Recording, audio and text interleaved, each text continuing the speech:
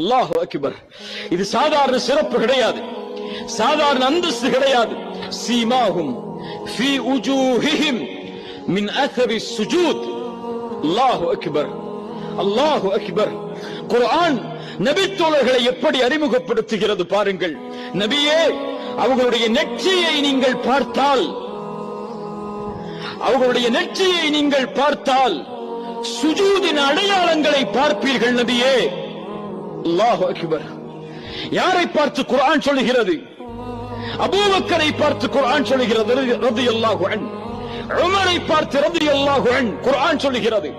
மேலே குறிப்பிட்ட அத்துணை வாலிப சமூகத்தையும் பார்த்து குர்ஆன் சொல்கிறது, நபியே, அவர்களுடைய நெற்றியை பார்த்தால் சுஜூதுடைய அடையாளங்களை பார்ப்பீர்கள். சுஜூதுடைய அடையாளங்கள் எதில் வரும்? எதில் வரும்? எதில் வரும்? ஸலாவில் வரும், தொழுகையில் வரும். அல்லாஹ் குறிப்பிடுகிறான், அந்த சமூகம் அல்லாஹ்வுடைய வணக்கத்தில் நேரான சமூகம். அதுதான் அல்லாஹ்வுடைய தூதரோடு தேர்ந்தெடுக்கப்பட்டு பயணிக்கக்கூடிய சமூகம்.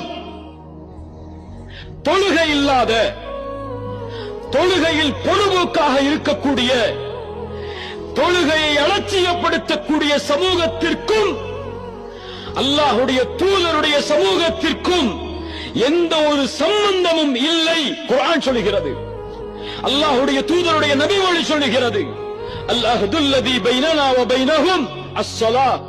எமக்கும் இறை மறுப்பாளர்களுக்கும் இருக்கக்கூடிய உடன்படிக்கை தொழுகைதான். யார் தொழுகையை பிரித்து பார்ப்பானோ, இஸ்லாமிலிருந்து தொழுகையை விடுவானோ, இந்த உடன்படிக்கையை மறுப்பானோ, ஃபக்கது கஃபர், அவன் இஸ்லாமை ஏற்ற காஃபிராகிறான்.